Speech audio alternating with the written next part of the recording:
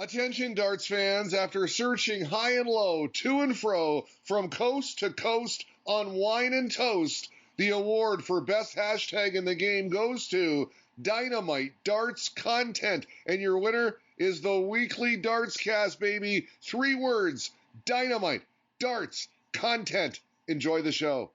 Hello and welcome to an episode of the Weekly Dartscast. We're back after taking last week off. I'm Alex Moss, and joining me as always, my co-host, he is the reigning 11-time local legend on Strava, Burton, DeWitt. How are you doing?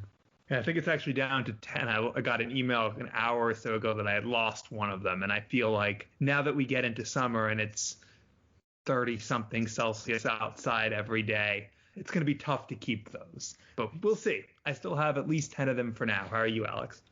I'd happily take 10. I've gone from 3 to 1, I think, on the local legend since we last spoke. So work for me to do as well. But yeah, I'm doing well. Thank you. The UK road map continues this week. We've got the gyms open. We've got the pubs open. More things are opening up, and we've got a lot to discuss on the show this week. We've got a big lineup for you guys, and we'll start off with the Premier League. We're 5 nights now into the new Premier League season, and Johnny Clayton leads the way at the top of the table by a single point. Did you see enough last week to suggest the Ferret can go all the way on debut? And I told you that you'd be a little surprised at my answer. And the answer is no, not because I don't think he can go all the way, but I didn't see enough. And that's because the PDC accidentally blocked the stream for the first 3 nights for people in the US. It is on television on some channel that no one gets here, but it wasn't supposed to be locked out. It's only supposed to be locked out, I think, in the UK and maybe the Netherlands. So I actually couldn't see enough because I couldn't see nights 1 through 3.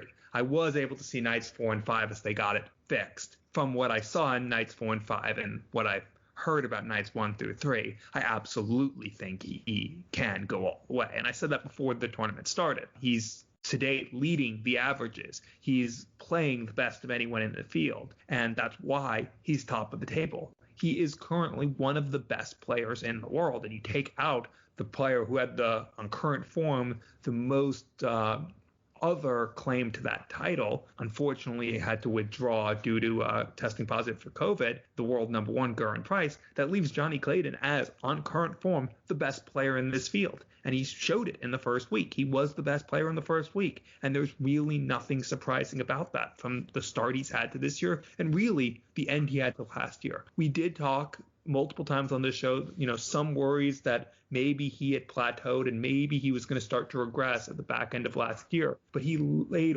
all those questions to bed when he went out and made the final of the Euro Tour event to get into the Grand Prix, to show that he was still right there at the top of the game, and he's only gotten better since then. He is the man to beat. There are a couple others who can stake claim to also being the man to beat. There can be more than one man to beat in this competition because it is so deep, and you'll hear from one of them later in the show who says, just how difficult and how tough it is and how it's just an honor to be there, even though he's second currently in the table, because anyone in this field is good enough. But Johnny Clayton is playing the best of the 10 people in this field. And there's no reason to think he can't keep that going for another 4 nights to get past Judgment Night and another 7 beyond that to make the playoffs where anything can happen. I'm with you from what we saw last week. I guess I was fortunate that I was able to see all 5 of the nights, and especially those first 3 nights, and starting off with that first night, the 105 average that he had against Peter Wright, which broke the record for the highest average from a debutant playing in a full Premier League season, beating the record that Mensah Suljovic had with his 103. That told you all you need to know about Johnny Clayton in this Premier League, that he's took to it straight away, getting the draw against Peter Wright, who was 6 out of 6 on the doubles. The following night, getting his first win. The night after that, the 105 average, the 9 darter against Jose de Souza. And I guess really the next game, that kind of tells you a lot about the form that Johnny Clayton's in right now, because he had a 95 average. He lost 7-3 to Rob Cross. Before that game, a lot of people were backing Johnny to win that one. Not a lot of people were bigging up Rob Cross, but Johnny Clayton, 3 out of 16 on the doubles in that game, and he still manages to throw in a 95 average, which was his worst average across the 5 days so far that we've seen. Bounces back the following day, 99 average. He's Gary Anderson. He's one of them players that we're starting to see now that he is able to put the disappointments behind him. If he has a bad leg on the doubles or if he has a bad game, he can come back the next game and get that win and forget about that game straight away. We've seen players in the past, I'm trying to think who it was now, but the players lost the first leg in a game. They've missed loads of doubles and they've come off the stage, they've lost the game, and they've said, I couldn't get over that first leg miss and all those doubles. So he is one of the players now that we're seeing that does have that mental strength, which is a big factor, a big component in darts. You've got to be mentally strong when you have those disappointments, because there's no one else that you can rely on to get you out of that situation. You've got to do it yourself. And we've got to give a shout out as well to our friends that are running the Darts Oracle, Christopher Kemp, Lendl, Farrier, FDI. They've got the year-by-year average on their website for Johnny Clayton and all the players, and we've seen 2016, 2017, 2018, 2019, 2020, the last 5 years. Johnny Clayton's year-by-year average has been around that 93, 95 mark. 2021, 99. He's gone up another level, and he's now beating these top players. For me, I think it's probably a little bit early to say, is he going to go all the way now, because it is the Premier League. Okay, we've had 5 games so far, but it doesn't mean an awful lot if he goes and has an awful 4 nights, and then if he carries on into that next phase and has an awful 7 nights, because there's still 11 more league nights to go. He's laid the foundations down to get into that top 4. It's now about what he can do now for the next 11 nights, however many he plays in this Premier League, but you'd back him to be in it till the duration. And from what we've seen, he is going to be a live contender to get in those playoffs, and if he carries on the way he's going, a contender to win that title as well. Now, after the first 5 nights, the top 8 are separated by just 2 points, with 9th place Jose de Sousa just another point back. Glenn Durrant, of course, bottom without a point. Who should be fearful of elimination come Judgment Night next week?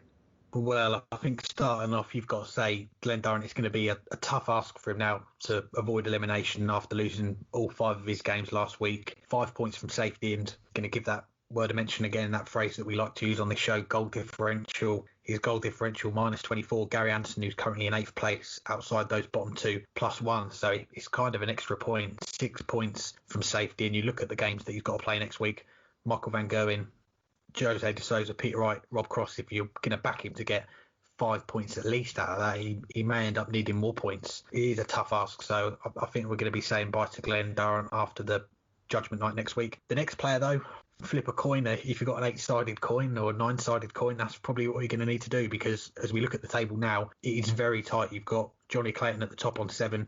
You've got the next 4 players on 6 points, the next 3 players on 5 points, and then Jose, who's currently in that 9th spot in the other relegation spot, on 4. And how important was that last game of last week, the win that he had against Dimitri Vandenberg to get that win? And he did deserve a win, I think, Jose, because he put in some brilliant performances last week. So if he'd have come away from that first week as a Premier League player and not got a win and still been on 2 points, 3 points from safety, you would have kind of been fearing him for this week. But I think he's got that win under his belt now. He's got to play Glenn Durrant as well, and if Glenn carries on the form that he showed last week, you'd fancy Jose to get that win there. So that's another 2 points you're expecting him to add on to his tally. But I think it's going to be one of them years where we could see someone with 6 points. 7 points maybe might be a bit of a stretch, but we've seen it twice before. Wes Newton and Peter Wright in the early years when elimination was in the Premier League. Someone with 6 points get eliminated. I think that is what we're going to see this year, because as we've seen so far, you've got all the players taking points off each other. You've not got someone that's running away with it. So for me, Glenn's going to be saying goodbye to the Premier League next week. The other player, I really can't call it at the moment. There's a lot of big games next week, and the way that the fixtures have worked out for Monday as well, you've got that bottom 4 after Glenn Durrant all playing against each other, Rob Cross against Gary Anderson and James Wade against Jose de Sousa. So I think we're going to need another couple of nights before we can start really making a prediction on who's going to join Glenn going out the Premier League. Yeah, I agree. It's beyond Glenn, and I think even Glenn would tell you he's not going to make it to the next stage from what he's had so far, although, he has shown fight over his last few matches. There's no reason to think he won't pick up points somewhere, because he's not as far off as he might think from getting back to his best. We're seeing some glimpses, especially on nights 4 and 5, that it's starting to return, but it's just not all clicking together yet. It could be a lot more dire than it looks in terms of long-term form, but there's no coming back from where he is right now. He'd have to win all 4 matches, and you just can't see that being a realistic ask right now. So Glenn Durrant's most likely, almost certainly going to be knocked out. Beyond that, tough to say. Jose de Sousa is currently in one of the spots, but he's second on averages. He had one of the performances in the history of the Premier League, and when he threw in 11 180s and the 9 dart leg and still couldn't get over the line. That's how tough the Premier League has been right now, that you can be near on perfect and still just get a 6-all draw. But Jose does have the benefit of still having to play Glenn Durrant, which some of the people right ahead of him, like Gary Anderson and James Wade, don't. They've already had their match against the person currently on 0 points. So that's an opportunity for Jose to really make up a big part of that difference. And you said, 7 is usually, not always, but usually safe. Add the 2 to Jose in that match. He's up to 6. He's almost to where we think it will have to be. You might have to get to 8 this year. 7 might just not go through, and I think that will be the case. I think someone will be on 7 points and not get through. But maybe even 8 won't be enough, but I think that's pushing it. But I think Jose has a big opportunity there. Gary Anderson, it could be him. And there's someone that I said at the beginning. He's definitely played better than we were seeing from him last year, even though it's weird saying that about a World Finals. But again, he's played Glenn Durrant already, and he has that big match on night 6 against Rob Cross, who I've said do not write off Rob Cross. And Rob Cross has so far proven me right. He still couldn't go out. He's still only 1 point clear. But Rob Cross has shown that last year was a blip. He's not back to his best. He's nowhere near back to his best. But even him being nowhere near back to his best is still capable of mid-table in the Premier League. That's a huge match. And the loser of that match, I think, goes out. We'll get to our picks in a second. But I think it's going to be either Rob Cross or Gary Anderson who gets relegated. And night 6 is going to go a long way to deciding which of those 2 it'll be. Now we'll move on to our first guest on this week's show, and it is with the co-promoter of the newly announced World Seniors Darts Championship, Jason Francis. I'm delighted to say I'm joined by the World Seniors Snooker Chairman and the co-promoter of the newly announced World Seniors Darts Championship, Jason Francis. Thanks for the time, Jason. How are you doing? Good morning. Nice to talk to you. You too, and we'll come on to the announcement at the weekend in a moment. But first, sport has obviously played a big part in your career. What were the main sports for you growing up that you followed? Well, I played snooker as a child, not very well, but I was down in Cornwall, so you generally used to hang out at the snooker hall on the kind of weekends and evenings after school. So that was my sport.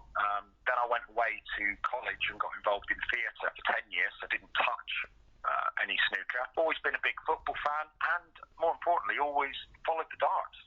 Good to hear. Well, let's start off with your work in the snooker. You run the very successful Snooker Legends Tour for a little while now. Talk to us about how that all started.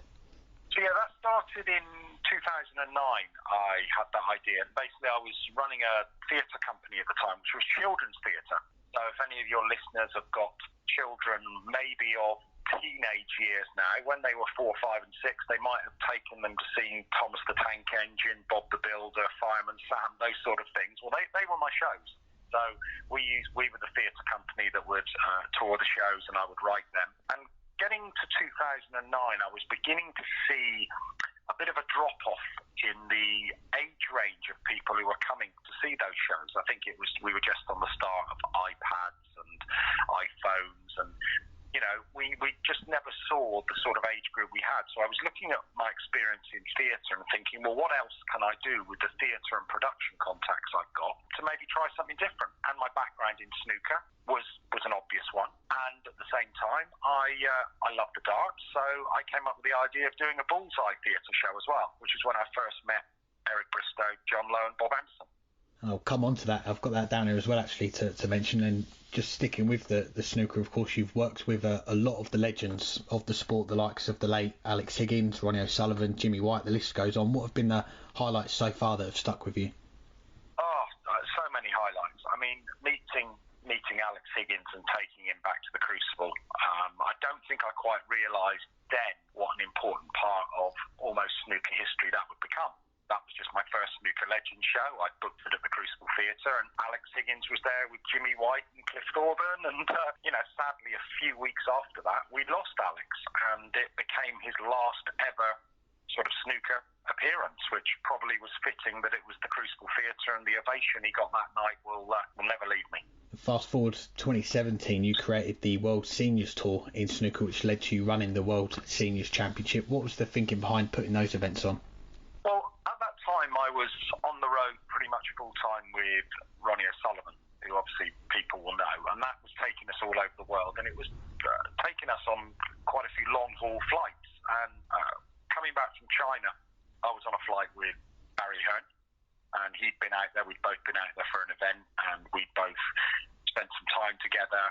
And in some ways, I was fulfilling, not a problem Barry had, because it wasn't a problem, but he obviously had an incredibly successful professional tour, but he also had a lot of retired legends of the game that perhaps didn't have a vehicle to play in. They had the Snooker Legends exhibitions, and some of them were doing after-dinner speaking and things like that, and some punditry. But generally, they didn't have a competitive level, and perhaps their level had dropped below where they could compete on the professional tour, but they still wanted to compete. So, for me, the idea was to try and revamp the World Senior Snooker Championship, which had been done before. I can't claim I was the first one to do it, but also take a slightly different slant on it, where we'd make places available for any snooker player over a certain age that could go to a club, win a qualifier, and potentially walk out of the Crucible Theatre to play a Jimmy White or a Stephen Hendrick. So that was the idea behind it. And to be fair, Barry was the conduit between myself and the WPBSA, who are the governing body, and we said, well, let's form World Senior Snooker. Let's try and get behind it, and let's try and give some work to some of the servants of the game. You mentioned there the event now held at the Crucible, home of the professional World Championship in snooker, and you've got the coverage on the BBC as well. So how proud are you of how far you've progressed the senior circuit so far? Yeah, I mean, people do attach that tour with me, and obviously I understand that. But I mean, there's been a big team of people, incredible opportunities we've had. But ultimately, if once we got on the BBC, we hadn't done the viewing figures, then they wouldn't be coming back and asking again. So no matter how good an event you might put on, and no matter how great and competitive you think it's going to be, unless people are watching it, then you're not going to get TV. And we had Free Sports before initially.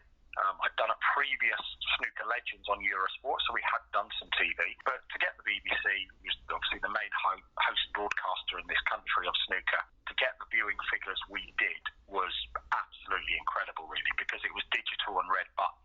So, this year it was a far easier conversation when they wanted to take the championship again. Well, let's switch to the darts then. And you mentioned earlier it's a sport that you followed for a long time as well. So what are your earliest memories of either watching it on TV or even playing it? Yeah, definitely watching it on TV. The board in the bedroom with a couple of mates when I was young. I was generally always John Lowe. My mate was Eric Bristow, and we'd even have Leighton Reese in there as well. So, like any kid, pretend to be your heroes.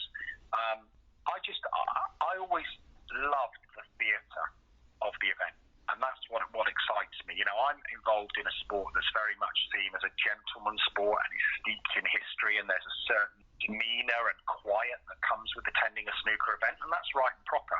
But you look at the darts, and everyone's having a great night out. I'm here to say, everyone who goes to see the darts seems to have a good time. And for me, from a theatre background, that's what also really attracted me. I'm no expert in the sport, which is why I've partnered with an expert in the sport. I'm a fan. And I'm a fan who I hope can perhaps bring and take what is already there to the next level and try and so promote an event that I would like to buy a ticket for myself, if that makes sense. Yeah, definitely. And the snooker, that's obviously kept you busy in the last 10 or so years since the Bullseye tour that you mentioned earlier. Has there been any other involvement in darts since that Bullseye tour, or has it taken a back seat until now? No, I mean, I've staged darts exhibitions, so I've got the Crucible Sports and Social Clubs, which are sport venues in Reading and Newbury, and they've had darts exhibitions.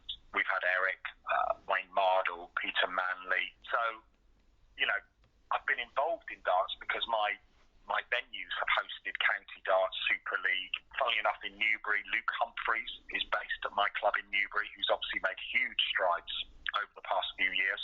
A guy called Jason Heaver, I think, he's just got on the PDC tour. He will have played out at leagues in my club in Newbury.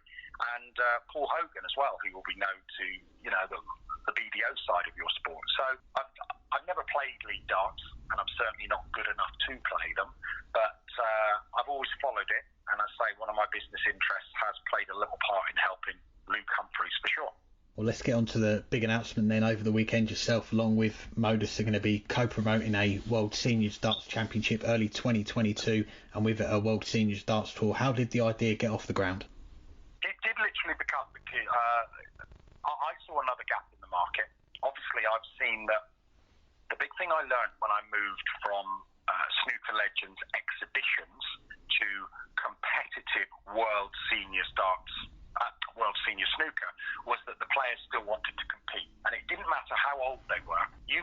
Funnily enough, you've got Jimmy White and Stephen Hendry going head-to-head tonight because Stephen Hendry's made a comeback. Stephen Hendry wouldn't have been making that comeback if he hadn't got his appetite back playing on the Seniors Tour. Let's be absolutely clear. Whenever those two, for example, meet and there's a snooker table in the room, all the memories flood back. They still want to beat each other. So I'm a fan. So you telling me, you look at the names we've already announced and there's more to come. Are you not going to get excited at the prospect of Phil Taylor playing Martin Adams? Doesn't matter what the era is. You don't think they don't want to beat each other just as much as they would have done when they were at their very prime? That's what any sports fan's going to love. And that's the one thing that I said had to happen. If I was going to get involved in this, and as I say, I couldn't have a better partner than Modus with their experience, I said the players have to take it seriously. This isn't an exhibition. No one's going to turn up and wave at the crowd. They're going to have to put months of work in, and the rewards will be there. You know, we've named a big minimum winner's prize, and we've done that for a reason, because that sends everyone a message that this is a serious competition.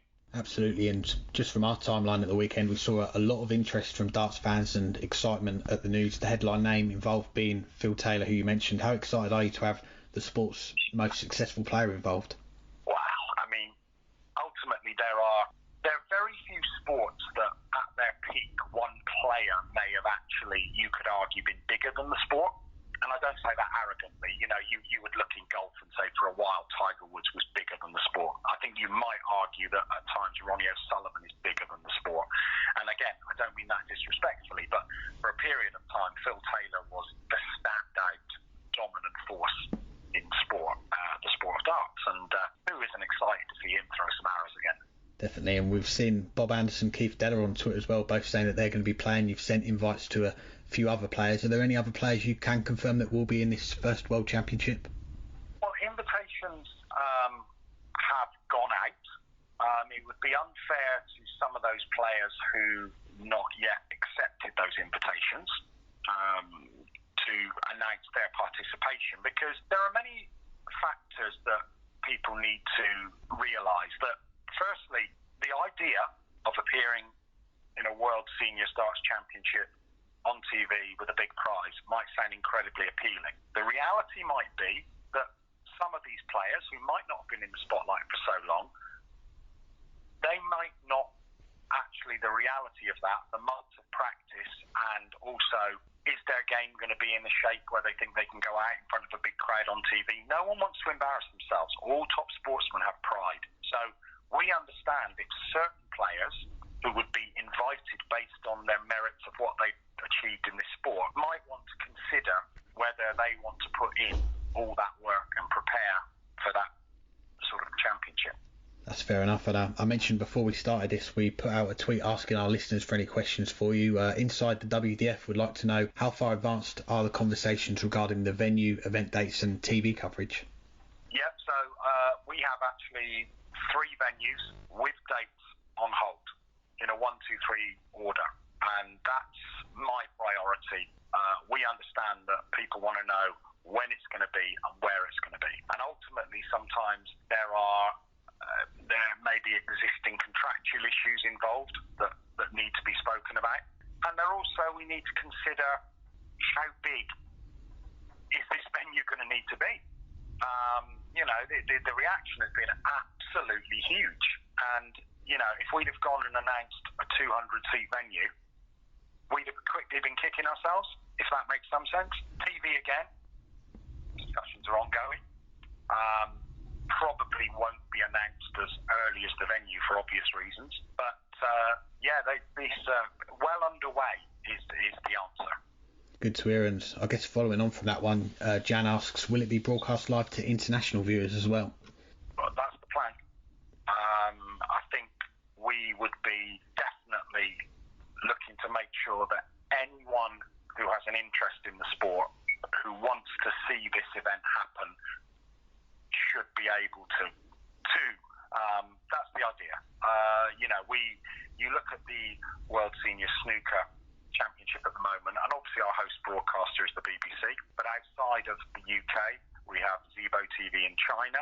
We have Superstar Online in China. We have Matchroom Live that carried it outside of the UK. So we have some existing relationships with the snooker which could very easily move over to the darts and give us global coverage, because I think people are going to have an interest, and I hope that interest, which initially might be people saying, well, can they still play, might become very, very interesting when you suddenly start seeing these guys go at each other. The last of our listener questions comes from FDI, who asks, what format will the matches be played in? And I guess added on to that, with the format, is the plan for it to be a weekend event or a week-long event? What's the initial plan for this first one? So the plan is certainly a 3 or 4 day event, so not just a weekend event. I mean, there will be too much darts to play over a weekend. And again, that's another factor. You've got to think about the age of these players, and you're not going to put them in a 35 leg match, give them 5 minutes off and throw them into another one. You have to understand that these guys, they have to be over 50 and they have to be amateur, first of all, to appear in this event. So that's important. Secondly, we're looking to try to adopt a lot of the history. So for example, it will definitely be legs and sets. That's what I can tell you. So because that's what the original World Championships, which most of these guys won, would have been around. So, and as the legs and sets go on, obviously that will increase. So you'll definitely see a lot of, how can I put it? We'll bow to the past, but we'll also look to embrace the new, if that makes sense. Definitely. And last one before I let you go, the qualifier for any amateur player 50 plus to try and get into the World Championship, that's penciled in for November this year. But what can we expect to see between now and then I guess the build up to the tournament? Will you be dropping new names as they're confirmed? Any details when they get confirmed to ramp up the anticipation for this event? Yeah, of course we will. We will. The first job is to secure the World Champions. That's obviously the first thing. Ultimately, for the World Seniors Darts Championship to potentially become the World Seniors Darts Tour, not only do we need to make sure that there is an appetite for this, and that's not just fans, that's also TV, but we also need to make sure it's got credibility. So in year one, of course, how do you pick the players that are going to appear? All you have is what they've done in the game. And it's like 1,000 dart fans would sit down and they might name the 16, 20, 24 players they would like to see in a World Seniors Darts Championship. My guess is 99.9% of them would put Phil Taylor in that lineup. After that, you would probably get thousands of different lineups and formats based on fans' favourites, based on people's perception of what a particular event meant at a time when someone won it, based on the fact of where did they travel from to do it. So Jason and I have been very, very careful on this. The one thing that people cannot in any way disagree with is World Championships. Let's be clear. You can't, if someone has secured a World Championship in this sport across either of the, I guess, up to those times, the two recognised codes that in the time when they played, then I don't think you can in any way deny them an invitation to play in this first event. After that, this tour has to have its own credibility, and that will be its own ranking lists and the chance for people to maintain their place in these events on merit. And also, there will be some players that might love the chance to come back and have a go once. Again, come the end of this event, they might go, that was absolutely fantastic, that was a brilliant chance to see the fans, but I don't want to be putting 3 or 4 hours in on the board every day. And trust me, to be successful in this tour, then they're going to have to do that. So the first thing is to get the World Championships, so the World Champions named, and I'll drop you a little exclusive in a moment of someone who is confirmed. Secondly, is sorting out obviously the venue, the on sale, how that's going to work, and the TV. Then over the course of the time, then we will start building up, announcing more details about the qualifier. And again, there's an absolute pledge that any player, any amateur a player not under a contractual obligation with any other federation, over 50 years age, on or before the first day's play, can pick up their darts. They can come to the venue in Reading. If they're successful, they will join that field of Taylor, Adams, etc. Now, if you're a darts player at home, trust me, that would make me want to get back on the board. And that is going to be in November, as I say. Excellent. Well, Jason, it's a pleasure to chat to you. Really appreciate your time. And if you want to let us know the exclusive name that's going to come in before we let you go, we're happy to let our listeners know. I'll give you two more names that invitation have been announced. One is current BDO world champion Wayne Warren, and the other one is 2001 world champion John Walton. They will both be joining the lineup, and I don't think they've been announced so far. Jason, we appreciate that. We appreciate your time, as I said, and congratulations on the announcement at the weekend. We're all looking forward to seeing how it gets on, and we're looking forward to when the event does eventually happen and seeing how it all plays out. Thanks for your time, and look forward to working with you guys on helping us promote an unbelievable event. Thanks again to Jason for joining us, and let's talk about the big announcement that we saw since we last spoke. The first World Seniors Darts Championship coming in early 2022. Phil Taylor is in the field as well. What's your interest level for this new event? And I guess we'll kind of get to this on the next question, but it does depend a little bit on who else is in the field. But I'll leave that part to the next question so that we can get through the two questions we were going to discuss on this question. I'm definitely interested. It's something that I think most diehard darts fans have wanted for some time now, because it'll be good to see, even the players who might just be doing it for a laugh, it'll be good to see them play again and good to see what they can bring. And it's been a while since the last Legends event was held in a televised format or on a big stage format. It was 2007 or 2008 when they did the Legends League, bringing in 8 players from yesteryear. Well, from what was then yesteryear, what was now yesteryear. To compete over a series of weeks to determine a champion. So it would be good to do that again. I don't know if this needs to be something that's done every year. It's in some sports. Snooker has a World Seniors Championship. Granted, some of those players are still competing on tour, and that won't be the case here. But this is definitely something that, even as a one-off, I think is a good idea. If it's something that's just done every few years, so that the interest doesn't wane as much as it might wane if they do this every year. But if you do it every few years, I think that will be a good thing. But let's see exactly how it goes. Let's see how the qualification goes. I'm definitely interested. I want to see it, and I want to hear more about it. I'm interested too. Just going off the reaction that we saw when the announcement came out, it was a couple of weekends ago now since our last show, and the announcement came out, this World Seniors Championship. Phil Taylor was the big marquee name that got announced along with it. And I guess with all these things, really, if you're putting a seniors event together or an event of some sort, the first thing you've got to do is you've got to get the big names signed in, because once you get the big names, that attracts the interest of the darts fans or whoever the fans are. They get the tickets, the sponsors come in. There's going to be £25,000 for the winner of this first event, and the coverage will follow that as well. And you've got Jason Francis, who we've just heard from. You've got Modus as well, who are a big name in darts. They do their own exhibitions already. Chatting to Jason and what he's done with the snooker as well. He started off with just some exhibition nights, and then it turned into a seniors tour for the seniors player. And you've got to say it's flourishing. You've got their version of the World Championship, the seniors event, which is held at the Crucible, which is staged in the professional World Championship, and it's on the BBC iPlayer on the website, so it's got a lot of coverage for it, and we'd love to see something like that for darts, I think. And you mentioned the League of Legends. 2008 was on Setanta Sports, if any of our UK listeners remember that channel. It didn't last very long, but it was 7 nights. They mirrored it on the Premier League. They all played each other once. Then they went to the finals night. Bob Anderson beating Keith Deller in the final with a 91 average. If you listen to our Darts Legends episode that we did with Bob last year,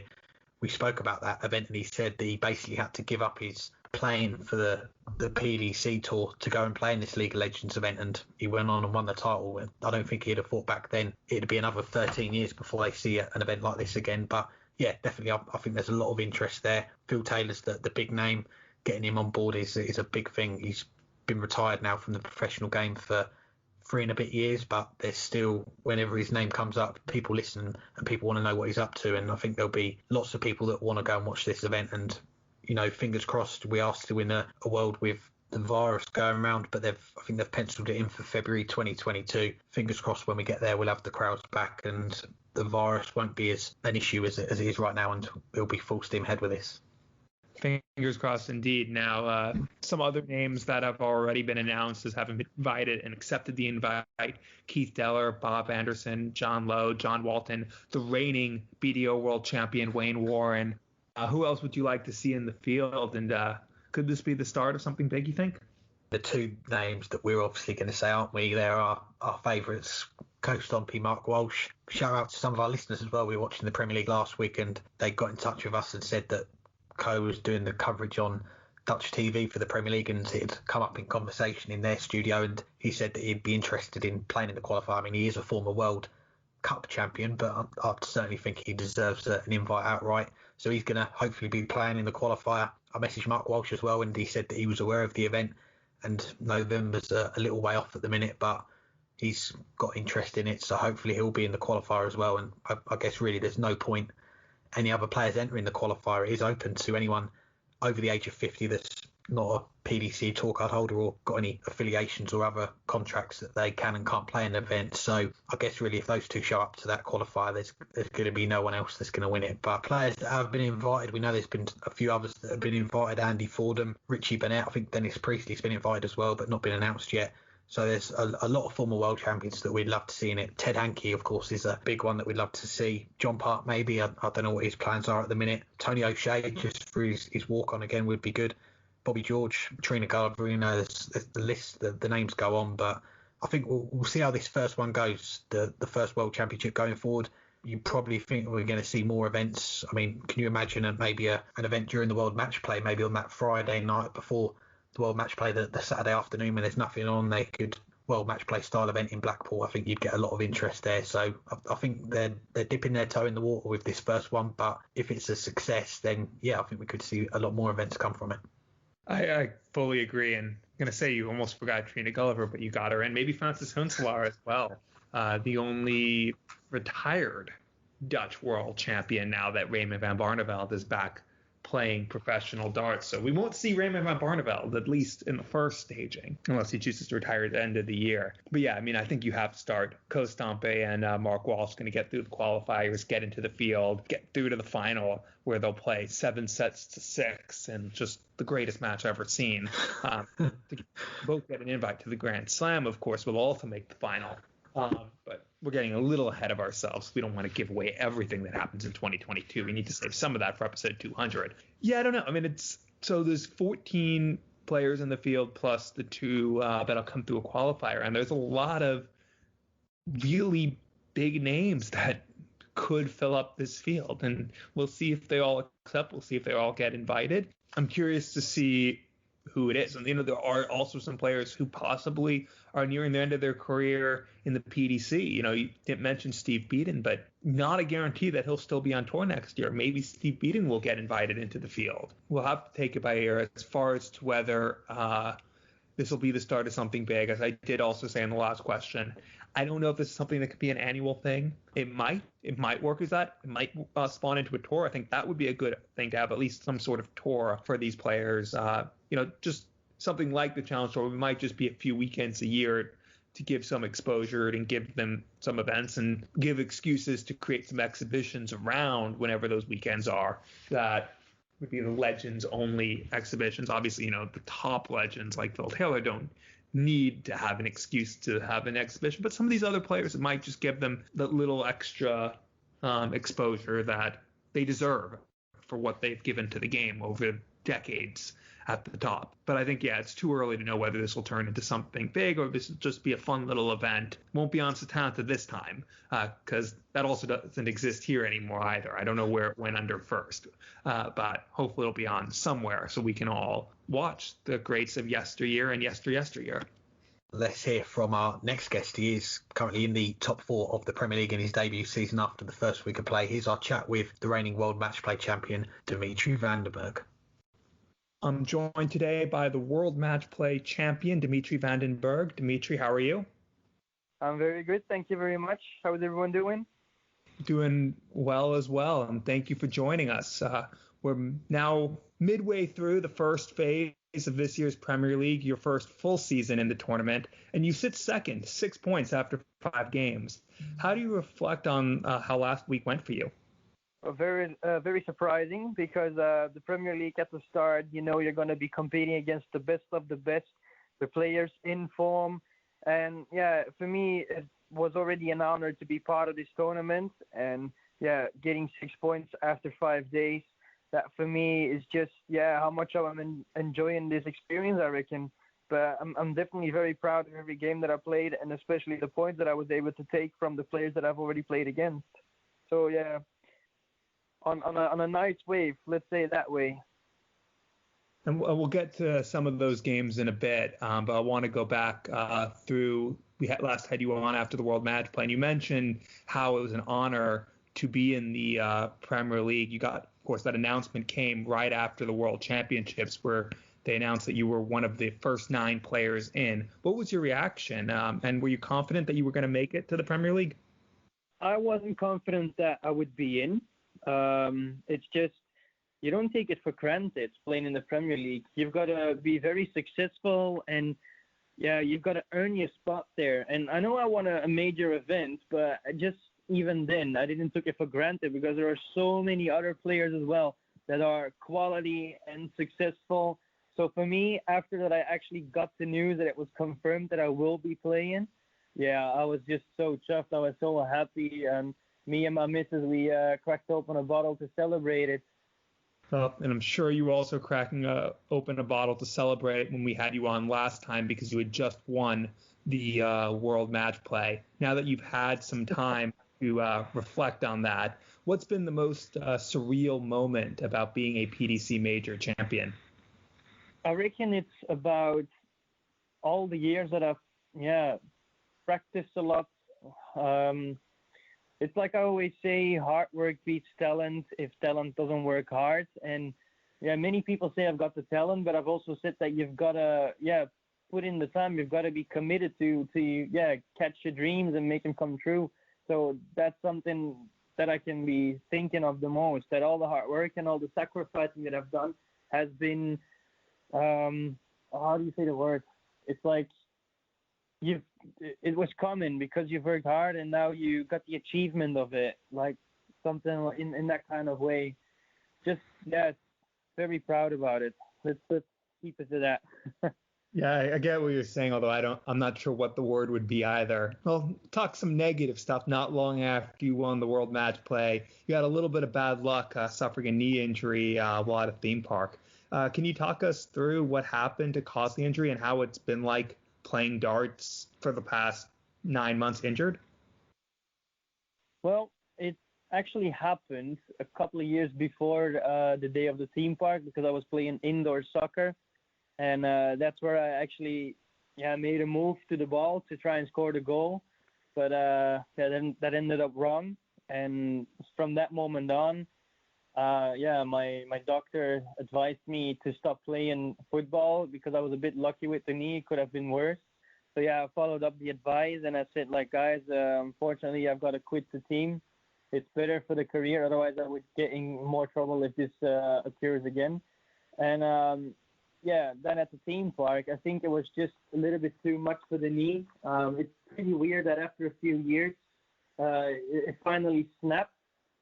I knew in the beginning that my knee wasn't 100%. I knew that from the beginning. But, I never thought it was going to happen on the day I was actually celebrating with the family that I am a PDC World Matchplay winner, that I am a major champion. And, unfortunately, that turned around that day. And since then, I've got to walk around with a brace from last year, September, until a few weeks ago. And how difficult has it been to play competitive darts with the knee injury and having to wear a brace in competition? You've got to just accept the situation. That time I've got to play the tournaments and I had to keep on the brace. So for me, it was just, a matter of get on with it. As long as you can play darts, then that's the main thing. That's the most important thing. And I think for myself that I didn't do too bad. If you look to the tournaments that I played and how I performed, especially on the major events like the World Championship and the Grand Slam of Darts afterwards, I can be very proud of myself. And yeah, it's just, you've got to be the pro and accept the situation and just get on with it. That's all I could do, and that's what I've done. You mentioned the Grand Slam, about what a run that was to the semifinals along the way. 114 average, a record for the event in the group stage, win over Johnny Clayton and Nathan Aspinall before losing a very tight match to your stablemate, James Wade, 16-15. What do you make of that weekend? Do you feel like that could have been your second major that week? Well, beginning of that week, I wasn't feeling so fine. I was struggling with some pain on my neck and my shoulder and my back. I think it was just because of some trapped nerves. And I've then got a word of advice from Rob Cross, which I took on. He said that if a little bit of Dimitri Vandenberg comes with you on stage, you will be fine. And then I performed, I had a fantastic average against Ricky Evans, which I didn't expect I was going to do. But afterwards, I don't know, I just went on there and I was steamrolling. I was playing really well. And I just think that I shouldn't have lost that game against James in the semi-final. But for some reason, it did happen. And yeah, you just got to look back at the end that I played a semi-final in a major event that before it was very difficult for me to get out of the group stages. So, yeah, I only work with the positives, and that's what I will keep doing. Think about the positives and on to the next tournament. You also mentioned the World Championships, another good run there. Last 16, beating Paul Lim with over 105 average and losing out in a high-quality match to Dave Chisnall. But again, having to play in front of no crowd. What did you make of that Worlds, and how have you found playing behind closed doors at the World Championship for the first time? Well, in what was going on in the world, I want to thank the PDC once again that they have made it all happen, that we was allowed to play all these major events, including the World Championships. Unfortunately, we had to do it without a crowd. And as I have told in the previous interviews, we miss the crowd because the guys over there that come and live with us in the moment of the tournament, like have the experience with us, that makes it a whole lot more beautiful. So, yeah, unfortunately, we had to play without them. But you just got to get on with it and thank the PDC that we got the opportunity. And after that, you just got to try and do your business. And when at that moment I lose against Dave Chisnall in a high contest game like that, you just got to be proud of yourself because, you gave 100% and he had to play really well to get past you. So it just shows as well that even though I'm young, I still think that I've got a few World Championship wins on my belt. I just really hope that I will going to make my dream come true as well and show the world that I can be a world champion in the senior circuit. Well, we'll see if that happens in 2021, and that's where we turn to now. You started the year inside the top 10 in the world. Did you set yourself any goals or targets when this season began? No, not really. The first thing that I knew that was going to happen was that I needed to get my surgery done, and we thought about it and planned it in. So crazy enough, I was able to go and play the Super Series this year. For some reason, I'm playing really well so far in 2021, but not really getting the results that I want to until the Premier League. All of a sudden, it clicked and I'm playing well. I'm putting my opponents under pressure. I'm taking my chances. But, not really a lot of wins on the floor tournaments. But then again, I'm only 26. I'm not putting any pressure on me. I'll just, give my best. I'll keep trying and work my ass off on that dartboard to, get my achievements and I don't know, maybe start to learn from myself a little bit more again to get myself a stronger player on the floor event. Also, away from the darts, you've moved over to the UK. How have you found it so far, living in a foreign country, and how hard was it to leave home? It's definitely hard to leave home because it's your family, they're your brothers, they're your blood, and you're always going to miss them because they have been always the guidance of me in my life. They've always been my compass and showed me the way. And especially when I'm failing, you can still come home to them and know that with or without wins, you will be loved by them, and that always is going to be a great feeling for me. And now it's going to be over phone, but I still love them to bits, and I had to make a choice to, well, try this to see if this is going to be good for the career or not. And so far, it's all new. It's a new chapter in my life. Plus, I'm also getting even more life experience, and I'll just try to make the most out of it. And luckily, I've got my missus here. She makes the choice as well to go fully for the career. And let's just see if that was the right choice for the both of us. Yeah, I'm loving the fact that she is here with me. Sure, that definitely helps a lot. Now, we started with the Premier League, and we'll go back to the Premier League now. You mentioned you got some points in some big matches, starting off right there on night one with a 164 finish and getting a 6-6 draw with former world number one Michael van Gerwen. How much confidence did you take from that match? I think I've given myself a lot of confidence because I think I've pushed him in that game as far as I could. And he needed to finish that 101 for 12 dart lick in the last because I was actually believing that I was going to finish the 64. So afterwards, coming down of that stage in my first ever Premier League match where I was actually not a contender but an official contestant, that was very positive for me, and I was really happy that I managed to win a point against him because, well, it is always will be Michael van Gerwen and MVG, and winning a point against him, that just says a lot about what I can do. And then you followed it the next night, averaging over 100 and beating Nathan Aspinall. How important was it to get a win under your belt there on the second night? Obviously, if you're playing in the Premier League, if you're part of this tournament, then obviously you want to show them as well that there is a reason why you are in it. But I've just taken it every day as give your best, try your best, and if you come down off that stage and you didn't win, well, it's not a shame because you're playing against the best of the best, and that's I reckon the reason why I'm playing so well, because I just don't put any pressure on myself and I just give 100% whatever I can do and see how far I come. But win or lose, I'm coming down of that stage because I'm part of the Premier League, and I'm very proud of that. And so far, it's been a lot more winning than losing, and that's why you enter the second week and second in the table. But it is very close, 9th place, just 2 points behind you. How are you feeling heading into next week and the push towards Judgment Night? Well, I'm going to do the same thing. I'm going to love the experience. I'm going to enjoy the experience. I'm going to give myself 100% to this the second chapter, and which for me be brilliant if I can pass Judgment Night and be part of the last 8. But as I've said, this field is full of quality, full of class players. So it's going to be another tough 4 weeks, but I will be busy with myself and give my 100% to achieve my goals.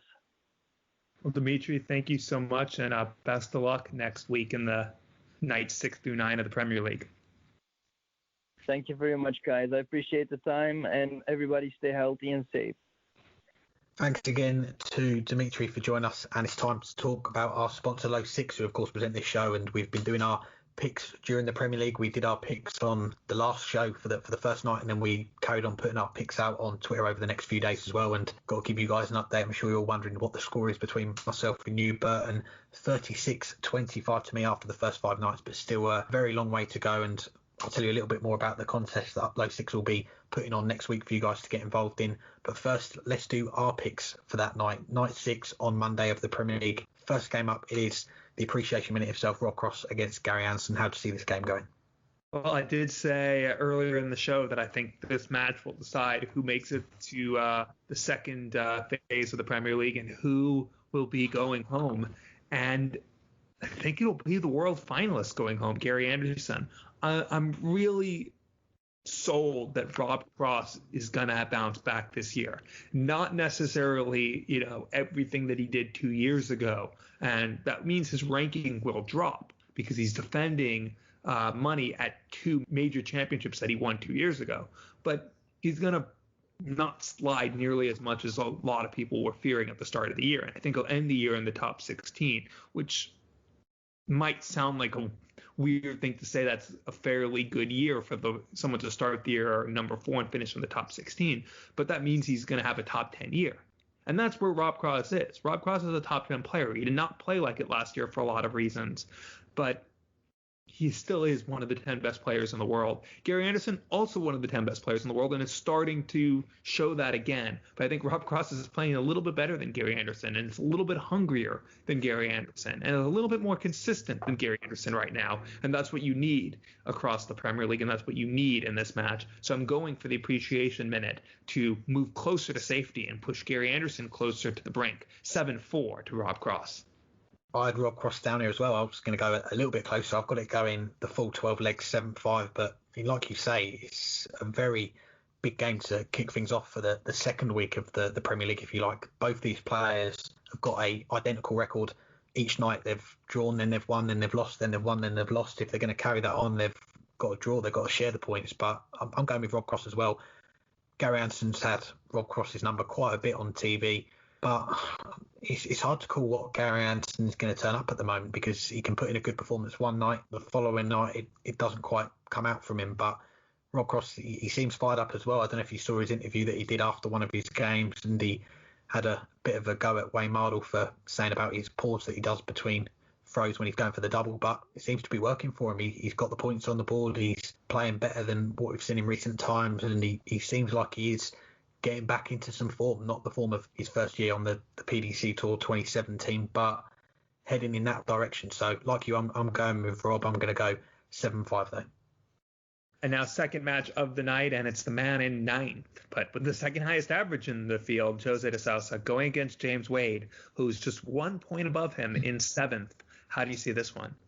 Again, I think this is a hard one to call. If they'd have done like the 9 nights back to back and not had this break that we've had between night 5 and night 6, then I would have gone with Jose, because he'd have gone into that night off the back of that win against Dimitri full of confidence. James Wade, I guess you can say, still getting to grips with being in the Premier League, because as we all know, Gerwyn Price pulled out, or had to pull out because he tested positive for the virus in the hotel. He was ready to play, and James Wade was there as a backup, and he got the nod. He got in last minute, and there was a bit of talk as well. It came out pretty early on that Monday that James Wade was going to be in. People were saying, you've got to back him now to win the Premier League. It's typical Wade if he goes on and wins the title. But as we've seen with other tournaments, the World Grand Prix, a couple of players come in and done well.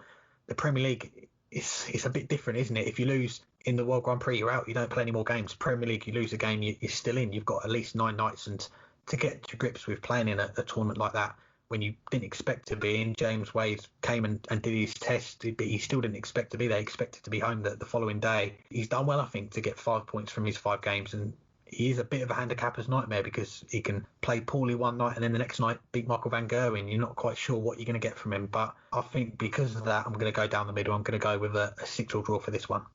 Yeah, I mean, you started by saying, if they had played straight through without taking a bit of a break, you would have fancied Jose, because if he would have been coming in with confidence. But again, you could say similar again for James Wade, because yes, he's on 5 points, 2 wins, a draw, and 2 defeats. But those 2 wins were the last 2 nights. Beating Michael van Gerwen. Okay, Van Gerwen had his lowest average since his debut year in the Premier League.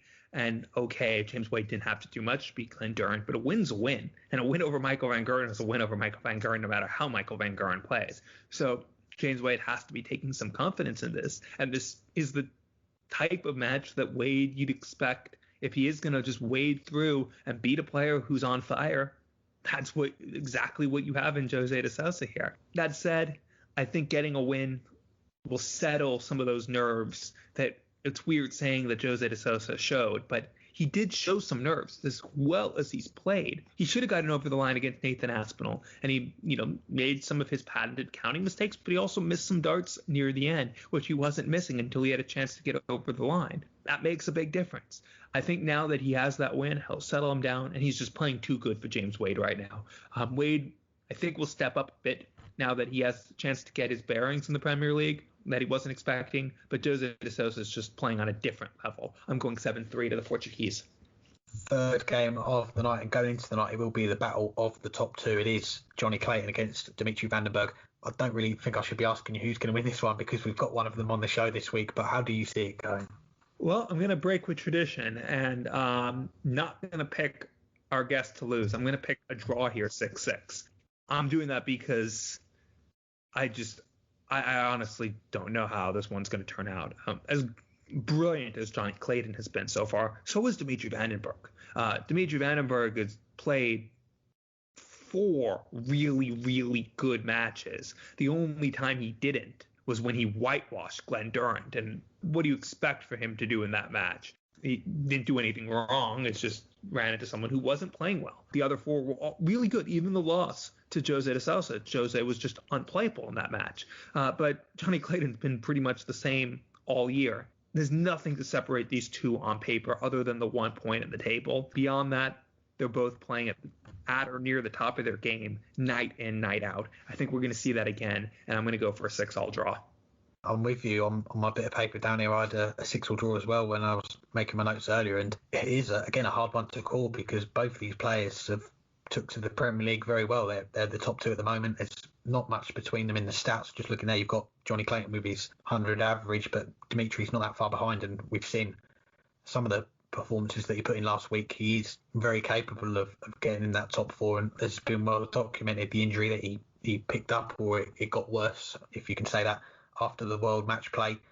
How far would he have progressed without that hindrance? We don't know, but he's done pretty well for himself since then with the Grand Slam semi-final, and a lot of the time it's been some big performances that have stopped him going further. The Dave Chisholm won in the World Championship, James Wade coming back at him in that Grand Slam semi-final, could have been talking about him as a 2-time major winner going into this Premier League. But I think now he's got the knee sorted and he's got into this Premier League pretty well so far. I'm expecting him to carry it on, and Johnny Clayton as well. What more can you say about him? He's continuing to play to the top level that we've seen all year. So, yeah, hard to split them at the moment. So I'm going to go 6-all as well. 4th match of the night, the man who's currently bottom of the table on 0 points, Glenn Durrant, going against the man who's in 4th, just barely clinging on to a spot in the top 4, Michael van Gerwen. How do you see this one? I mean, you've got to go with a Michael van Gerwen win, but on the other side of things, you look at the record that Glenn Durrant has against Michael van Gerwen on TV, that brilliant game that they had at the World Matchplay a couple of years ago, and the World Series last year, the Premier League last year, how well Glenn played to get their wins against Michael, but he's just not playing to that level he is 12 months ago. So you've got to go with Michael van Gerwen, but you look at some of the performances that he put in last week. Okay, he's in that top 4 at the moment, but he's already dropped 4 points. He's drawn a couple of games. He's lost a game. One of the games that he won, he had with a 92 average against Peter Wright, who played even worse than him. He wasn't feeling very well. So you're kind of not sure what we're going to get. And you called him the handicapper's nightmare, Michael, at the minute. And yes, it is fair to say, if you're going to do a bet on what his average is going to be, it is very hard because it just goes up and down at the minute. If he puts in an average like that 92 or the 90, Glenn Durrant could easily come away with a point in this one. But I'm not going to be that brave. I'm going to go with Michael to pull out a better performance, one of the better ones, and Glenn to probably play the same or play a little bit better, but it's not going to be enough on this occasion. I'm going to go 7-2 to Michael van Gerwen, and I'm going to play my joker for this game as well. Yeah, it's tough to see Glenn keeping that magnificent mark against van Gerwen, at least on television, going with what we've seen so far. You know, even MVG's worst match, and not just worst this Premier League, but worst he's had in the last 8 Premier Leagues, is still better than Glenn's best so far over the first week. And while I think Glenn is improving, and even if Michael van Gerwen is fading a little bit, although I don't think that is necessarily right that he's fading, even if that is the case, there is still right now a gulf between these two, maybe even an ocean between these two, and it's going to be rough sailing for Glenn Durrant in this one. I'll go for a different scoreline than you. Last couple matches have been 7-3, or last one was 7-3 for Daza. Definitely could have been 7-3, or even closer against Gary Anderson. He had some opportunities. Almost want to go 7-4, give him his best performance, but I'll go 7-3 again, and I'll play my joker. Final game then on Monday, and it is Nathan Aspinall against Peter Wright. How do you see this game going? You know, another big match in the relegation battle, as well as a big match at the top. And it's funny saying that because, you know, they're currently tied for second, with Peter Wright only out of the 3-way mega tie for second on goal differential so far. But if Jose de Sousa wins, the loser of this match could very well find themselves only a point out of the bottom two with 3 nights to play. So it's a battle at the top of the table, but because of how tight it is, it's also a battle at the bottom of the table. And it was a great first week for Nathan Aspinall. We haven't talked about him yet on this show, but we need to give him credit where it's due. He played fantastic almost every night, and still, easily could have had 4 wins, but easily as well could have had 4 losses. And that tells you how difficult it is. He has those couple of draws, but those could have been defeats. Peter Wright, not playing at his best right now, but not playing that far, not playing poorly by any stretch of the imagination. Almost feel like another draw is coming the way this Premier League's going, but I'm gonna go Peter Wright to start to get it right and just get over the line 7-5. And that might put some pressure on Nathan with 3 nights to go, but he's playing well enough that you can see him bouncing right back. Well, 7-5 is exactly the same scoreline that I had on my sheet. I'll go a little bit different. I'll make it 7-4 to Peter Wright on this occasion. But like you say, just echoing what you said there, we do have to give Nathan Aspinall some credit because he was one of the favourites with the bookies going into this Premier League to be eliminated. They were saying it was going to be the 2 finalists from last year that were going to be finishing in the bottom 2. We were mentioning Nathan Aspinall when we talked about players that could be in that bottom 2 when we did our preview for it, and he said it himself in his first interview when he beat Glenn Durham in the opening game last week that he wasn't happy with people writing him off, and he's proven us all wrong. Everyone has doubted him over the last few months heading into this Premier League when his form's not quite been there. But you look at the string of performances that he put in last week, and he showed his battling qualities. The 105 average that he had against Michael van Gogh in the last game is the one that catches the eye. But to play well like he did in the other games as well deserves a lot of credit. But on the other side of things, you've got Peter Wright, who you're not quite sure what you're getting at the moment. The last game that we saw last week, he brought out the wobbly darts and he was 5-3 down against Rob Cross. It looked like Rob Cross was going to get at least a point. Peter Wright comes back and wins the last 4 legs and he gets those 2 points ahead of him. So it's hard to see what darts we're going to get from Peter Wright, what performance we're going to get. I think there is going to be revenge on the mind because Peter Wright did lose to Nathan in the playoffs last year, and Peter Wright will look at that as a big missed opportunity to win the Premier League last year. So I think he'll want to get a little bit of revenge. So I'll go a little bit more one-sided than you. I'll go 7-4. And if you guys want to get involved in the picks, download the PDC Picks app. They're free to enter contest. Monday they've got a £1,000 prize pool, and then for the next 3 nights, Tuesday through to Thursday, you've got a £500 pool. Pick your winners who you think is going to win each game, or if you think there's going to be any draws. 18 plus UK residents only. T&Cs apply. Please gamble responsibly. BeGambleAware.org for more on that. And we'll finish up the show as we always do with some listener questions. Thanks to everyone for getting involved and sending your questions in. And the first one comes from John Thompson, who says, why didn't the PDC look to move the US leg of the World Series to somewhere like Texas, Florida, etc., where they'd be able to host it this year, as opposed to postponing it another year? At least I love Texas, but it doesn't seem like the place that this is supposed to be the glitz and glamour of the World Series would best be suited. Maybe Florida, bring it to Orlando, have it at all the theme parks. Hope Dimitri Vandenberg doesn't get injured again. That might have been a workable solution, but you also have to consider the safety. Even though things are opening up here and we are allowing crowds, there is every chance that certain places are moving too fast, and you're seeing cases again begin to spike in the US as well as in parts of Europe, as people, even though they're getting vaccinated, are also not getting vaccinated but still going out and doing stuff. So I don't know, maybe moving it to 2022 where you can have a full crowd and put that full glitz and glamour in makes sense.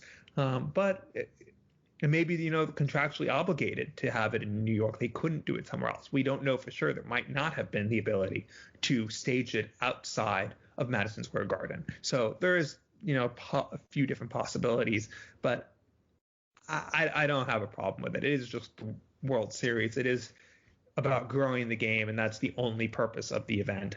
And if you can't have a full crowd and you can't have the full media frenzy, are you really growing the game? So why not postpone it?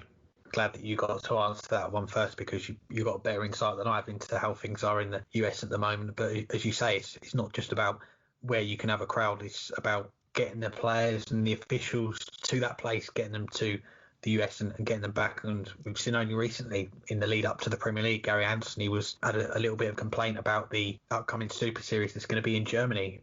You've got other players that we've seen in the last 12 months, Peter Wright, he decided to drive to the European Championship. He pulled out of the last couple of European tours, pulled out of defending the World Cup, a TV title that he won with Gary the previous year. They both pulled out of it. So we are seeing players now be a little bit more careful with the travelling. Would you have got all the top players to commit to travelling to the US at this moment in time? I think it would have been a tough sell. So, and especially if they've got to do the testing and the quarantine and everything that comes with it, I think, like you say, holding it off to next year. And we should say as well, the triple header in Australia and New Zealand, that's been cancelled for this year as well. So I think the PDC are probably thinking, let's just try and keep things as close as we can. We've got the finals are going to be in Amsterdam. You've got one World Series event that's going to be in Denmark. They're both in the calendar, but I don't think they're going to be looking too far further than that while the current situation is as it is right now.